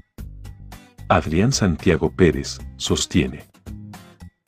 El problema, evidentemente, es que estas expresiones no pueden evaluarse en aislamiento, sino que deben entenderse dentro del contexto de su respectivo evangelio. En efecto, el mismo autor que indicó que María no tuvo relaciones conyugales hasta que dio a luz, es el mismo que más adelante escribe, mientras Jesús le hablaba a la multitud, se presentaron su madre y sus hermanos, y el mismo que coloca en boca de sus vecinos. ¿No se llama su madre María, y no son sus hermanos Jacobo, José, Simón y Judas? ¿No están con nosotros todas sus hermanas? Así, nos damos cuenta que Mateo no realizó ningún esfuerzo para que la palabra hasta se interprete del modo que Jerónimo pretende. El erudito católico de renombre, Raymond Edward Brown, junto con otros teólogos como Karl Paul Domfried, Josepha Fitzmyer y John Reumann, escribieron un libro llamado María en el Nuevo Testamento. En dicho libro, estos 4 eruditos admiten de forma sincera. Antes de abandonar el plano de la intención mateana, nos detendremos en la declaración de 1:25, donde se nos cerciora de que José no accedió maritalmente a María, no la conocía hasta antes que ella diera a luz a Jesús. Sin duda interesa primariamente a Mateo lo que precede al nacimiento de Jesús y cómo tiene cumplimiento Isaías 7:14, que atribuye a la Virgen la doble función de concebir y dar a luz un hijo. Los versículos 18 al 22 nos dicen que María era virgen cuando concibió por obra del Espíritu Santo. El versículo 25 nos informa de que permaneció virgen hasta que Jesús hubo nacido. Solo cuando este versículo se combina con la referencia de Mateo a María y a los hermanos de Jesús, 12:46, lo mismo que a sus hermanas, 13:55 al 56, surge cierta verosimilitud de que, en sentir de Mateo, José hubiera accedido a María una vez nacido Jesús, de suerte que ambos tuviesen hijos. John Gresham Machen fue un erudito y educador presbiteriano estadounidense del Nuevo Testamento, fue el fundador de la Iglesia Ortodoxa Presbiteriana. Él señala este punto. La frase parece un poco más natural si el narrador considera que María tiene otros hijos.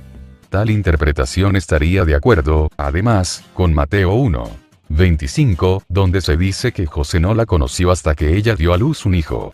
Una vez más, la implicación natural de las palabras puede posiblemente evitarse. Se puede insistir en que el autor no dice que José la conoció después de que ella dio a luz un hijo, sino que no la conoció antes de que ella diera a luz un hijo. Y, sin embargo, parece extraño que si el narrador supuso que José nunca vivió con María como con una esposa, no debería haber dicho eso en palabras simples. Ahora, quiero responder a un gracioso argumento de muchos católicos para alegar que Jesús es el único hijo de María, ya que se involucra el análisis del texto griego. Ellos dicen que los evangelios señalan a Jesús como el hijo de María y no como un hijo de María.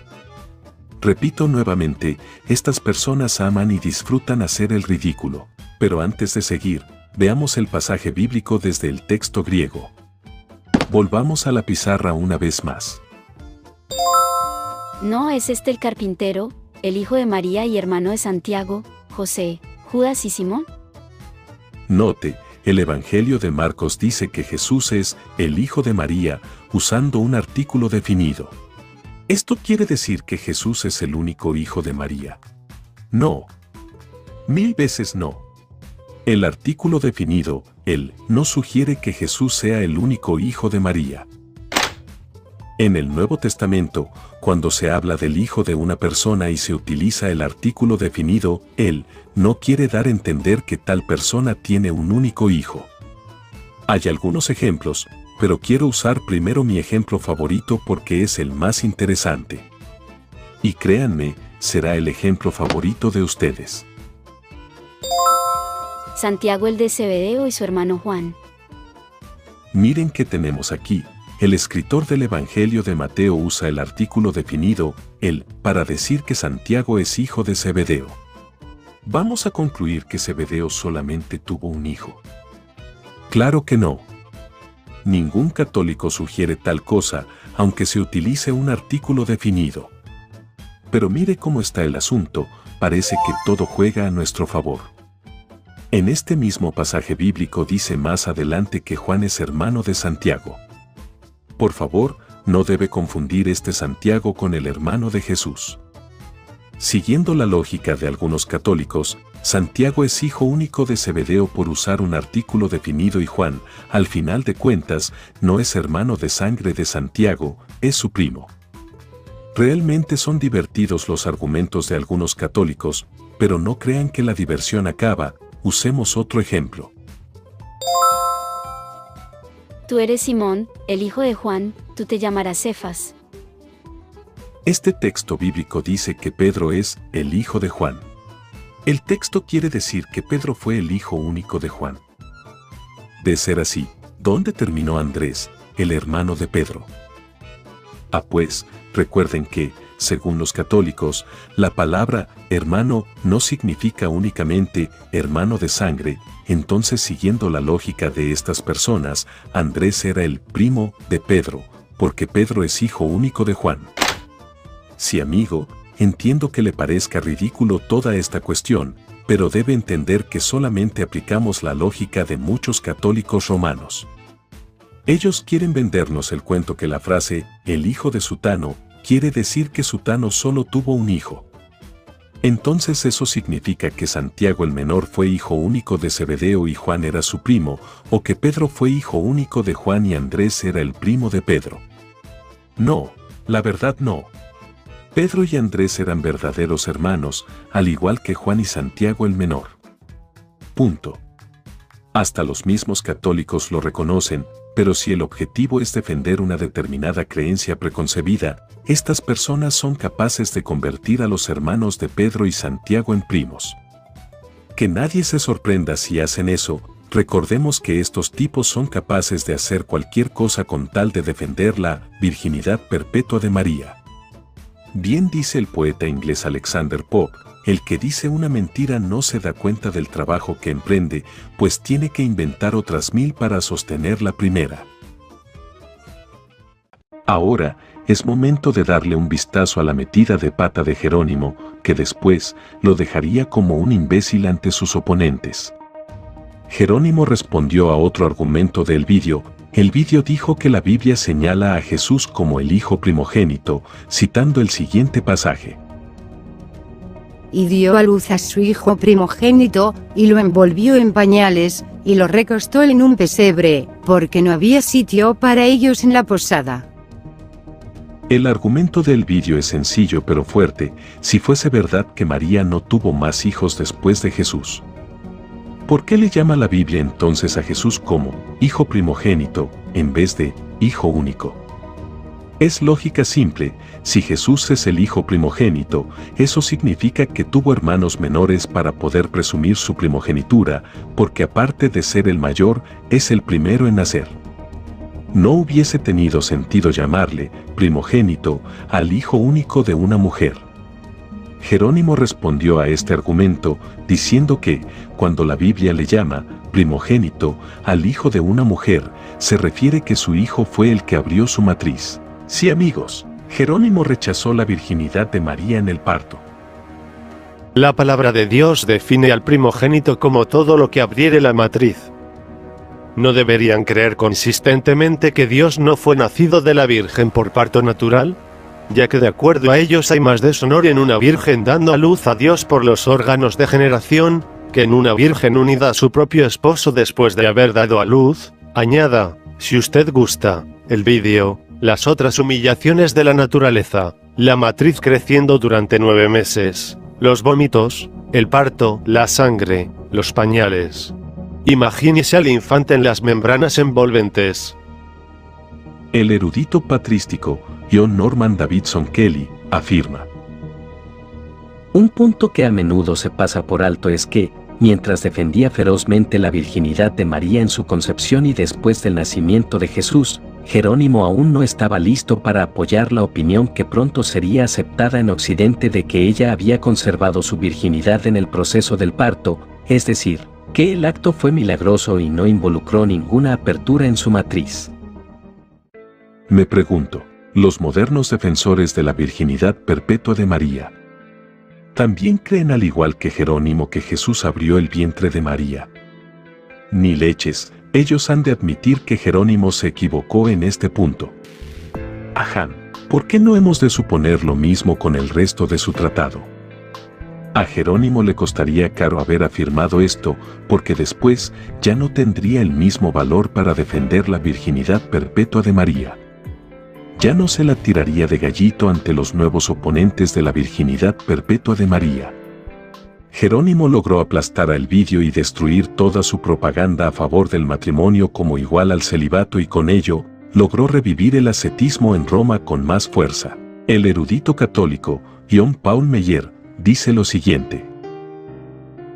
En todo caso, podemos ver que Elvidio, al apoyar en el siglo IV la interpretación relativa a la autenticidad de los hermanos de Jesús, no inventaba algo a partir de nada. Parece haber existido en el período preniceno una tradición sobre esa interpretación, recogida al menos por Hegesipo y Tertuliano y quizá también en Reneo. Y no olvidemos el testimonio independiente de Josefo. Ahora, si bien es cierto que la palabra primogénito no necesariamente debe entenderse que hubo otros hermanos después del nacimiento de Jesús y por lo tanto, deben haber otros elementos en el contexto para que arrojen luz verde a una conclusión más acertada. Veamos, el primogénito significa, el hijo de una mujer que abre su matriz o vientre, las Sagradas Escrituras nos afirma. Conságrame todo primogénito que abre el vientre de su madre, entre los hijos de Israel, tanto de hombre como de animales, porque míos son todos. Pero los católicos romanos no pueden apelar a este argumento para alegar que Jesús fue llamado primogénito porque le abrió la matriz a María, ya que ellos creen en la virginidad de María en el parto, es decir, que Jesús atravesó el vientre y la matriz de María sin alterar nada, dejando su himen intacto.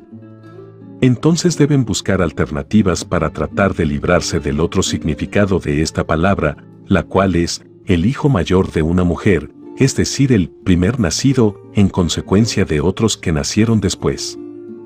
Ahora bien, filológicamente, ¿cómo debe entenderse la palabra primogénito en este pasaje? La pista para nuestra respuesta lo tenemos en el mismo Evangelio de Lucas. Entre tanto le llegó a Isabel el tiempo de su alumbramiento, y dio a luz un hijo. Dado que Juan era su único hijo, no se le llama primogénito. Pero, puesto que Jesús es llamado primogénito, debemos entender que tuvo hermanos. Es verdad, si la palabra primogénito, en el caso de Jesús no debe interpretarse como el primer hijo de otros hijos. ¿Por qué Juan el Bautista no fue llamado como hijo primogénito al igual que Jesús? Y si solo deberíamos quedarnos con el concepto que primogénito es aquel que abre la matriz, la pregunta persiste. ¿Por qué Juan el Bautista no fue llamado como hijo primogénito al igual que Jesús y al fin de cuentas los dos abrieron matriz? Debemos estar conscientes que la palabra primogénito no necesariamente significa que nacieron otros niños después de nacer el primero, pero los defensores de la virginidad perpetua de María deben estar conscientes que tal palabra en los evangelios sugieren esa interpretación. El erudito Pierre Antoine Bérain afirma. El autor del Evangelio de Lucas quiere ante todo subrayar los privilegios concedidos a Jesús como primogénito de una familia del linaje davídico. Sin embargo, aunque la expresión no implica necesariamente la existencia de hijos posteriores, sí la sugiere. Además, en el mismo Evangelio de Lucas, se utiliza la frase hijo unigénito para señalar el hijo único de una mujer. Y cuando se acercó a la puerta de la ciudad, he aquí estaban sacando a enterrar a un difunto, hijo único de su madre, siendo ella misma viuda, y una gran multitud de la ciudad estaba con ella. Nuevamente, vemos que el escritor del Evangelio de Lucas sabe hacer distinción entre un hijo único y un hijo primogénito, por lo tanto, filológicamente, no se puede decir sin objeción alguna que cuando la Biblia llama a Jesús hijo primogénito, no significa que no haya tenido hermanos menores y en consecuencia, hijos de María y José. ¿Por qué Jesús no fue llamado hijo único, si al fin de cuentas era el hijo único de María? Usted responda a estas preguntas ahí en su asiento, pues seguiremos con este video. Si bien Jerónimo logró refutar entre comillas a Elvidio, eso sirvió para avivar más el ascetismo en Occidente. Pero eso no significa que los oponentes al ascetismo cristiano habían cesado. Entre el año 389 y 390, entra Joviniano en escena. Joviniano, después de haber pasado muchos años bajo la conducción de San Ambrosio haciendo una vida austerísima en un monasterio de Milán, discrepó de las prácticas monásticas y expresó que el ascetismo no es un mejor camino para la santidad que el matrimonio y la vida común. Rechazó además la virginidad de María en el parto, sus opiniones ocasionó polémica, Ambrosio de Milán se convirtió en su principal oponente. Joviniano acusó de maniqueísmo a Ambrosio, pues recordemos que los maniqueos sostenían una cristología doceta, Ambrosio creía que Jesús no abrió el vientre de María al nacer, por eso Joviniano señalaba a Ambrosio de maniqueo. En el año 390, el Sínodo de Milán presidido por San Ambrosio y el Sínodo de Roma bajo el Papa Ciricio, año 393, se presentó oficialmente la virginidad de María en el parto como doctrina de fe de la Iglesia y se condenó a Joviniano como hereje. Todo este asunto creó una situación incómoda para Jerónimo. El Sínodo de Milán afirmó que la creencia en la virginidad de María en el parto era necesaria, y quien lo negara era un hereje. Sin embargo, el mismo Jerónimo lo había negado en su tratado contra Elvidio, por lo tanto, entraría en la categoría de hereje. Es aquí donde todo se le complica a Jerónimo, porque se le pidió que escribiera un tratado en contra de Joviniano. Jerónimo lo tuvo que hacer a regañadientes, porque ahora había quedado como un tonto ante sus rivales, pues, al fin de cuentas, se condenó como herejía, una creencia que él mismo sostenía y que había utilizado en contra de Elvidio para defender la virginidad de María hasta su muerte. Una creencia que había defendido, debido a su rechazo y crítica a los libros apócrifos, incluyendo el protoevangelio de Santiago. Ahora resultaba que uno de sus argumentos en contra de Elvidio era herético. A Jerónimo le movió indudablemente su horror a los apócrifos y su repugnancia a aceptar la doctrina de estos sobre el parto virginal. La actitud de Jerónimo resultaba, cuando menos, singular, y pudo parecer que quedaba incluido en la condenación. Joviniano seguía señalando a Ambrosio de ser maniqueo, se le pidió a Jerónimo que escribiera un tratado en contra de Joviniano hablando sobre los puntos de vista de Ambrosio.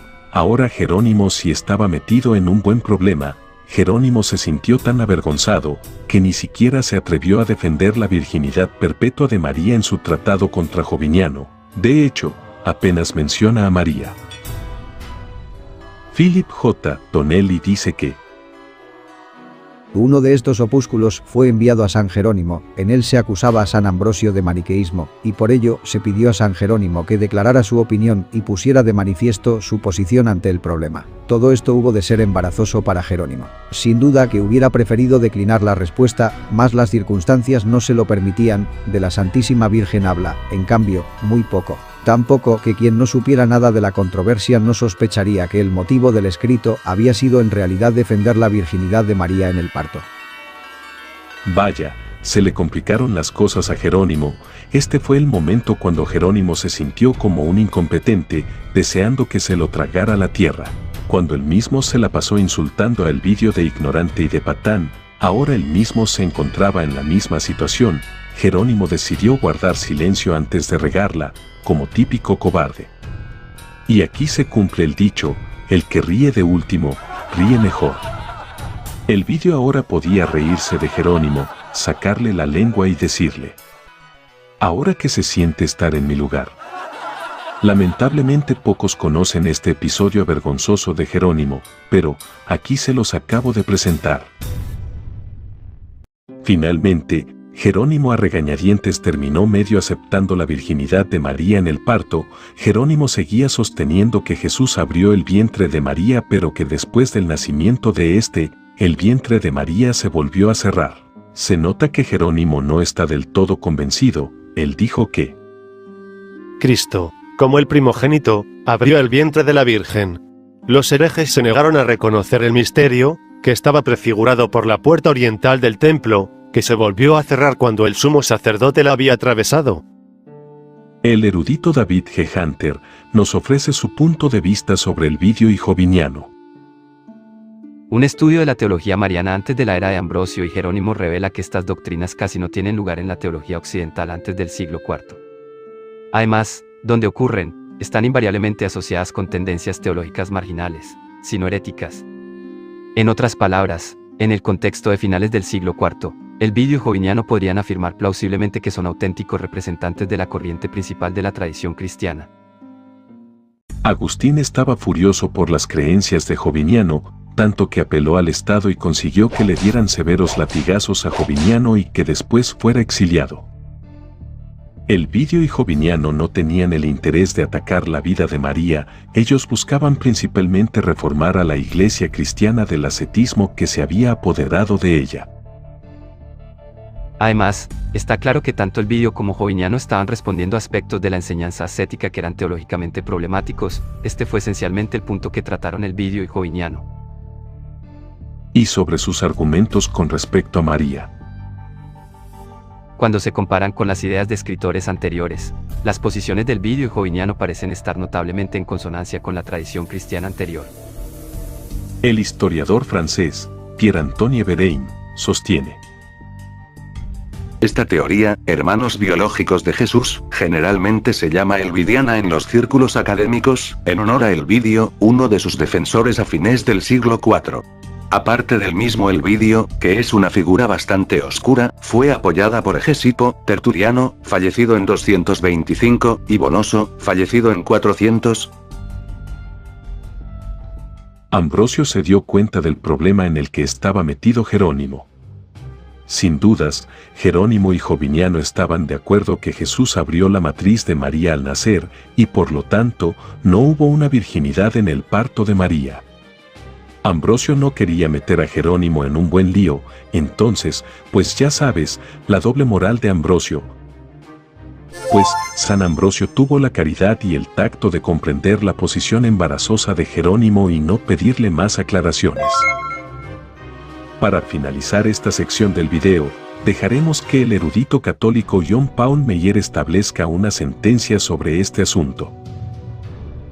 En suma, el uso del Nuevo Testamento no ofrece suficiente base filológica que permita aceptar la interpretación de primos, propuesta por Jerónimo, ni la de hermanastros, postulada por Epifanio. Tanto de la solución de Epifanio como de la teoría de los primos, cabe decir que lo afirmado gratuitamente se puede negar gratuitamente. La erudita católica, Regina Boisclair, es profesora emérita de estudios religiosos en la Universidad Alaska Pacific. Ella también dará sentencia sobre este asunto. No hay base bíblica para la idea de la virginidad perpetua de María. El Protoevangelio de Santiago, un evangelio no canónico de mediados del siglo II a principios del III, es la evidencia más antigua que existe de la tradición de la virginidad perpetua de María. Dado que la virginidad nunca fue un ideal en Israel, la leyenda de que ella hizo un voto de virginidad cuando era niña habría sido inconcebible para una hija de Israel, incluso cuando las influencias helenísticas eran generalizadas a fines del periodo posterior al exilio.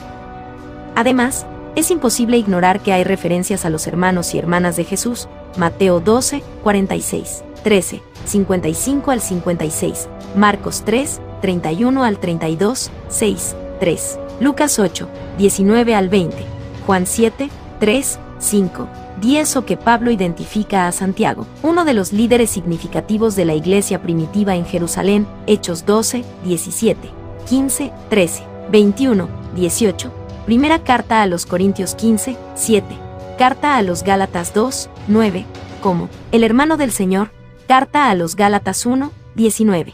Los católicos han considerado a estos hermanos y hermanas primos o hijos de José por un matrimonio anterior.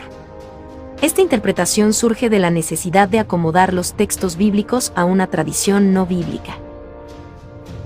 Y para cerrar este video, Franco Israfoule, exégeta dominico y antiguo director de la Escuela Bíblica y Arqueológica Francesa en Jerusalén, hará una conclusión. Hasta el siglo IV, los cristianos aceptaron sin dificultad la idea de que María era la madre de una familia numerosa. Si el video te gustó, dame pulgar arriba y compártelo con tus amigos, suscríbete si no lo has hecho, dale clic a la campanita para tener una notificación cada vez que suba un nuevo video. Te espero en la cuarta y última parte de nuestro estudio, bendiciones y hasta la próxima, chao.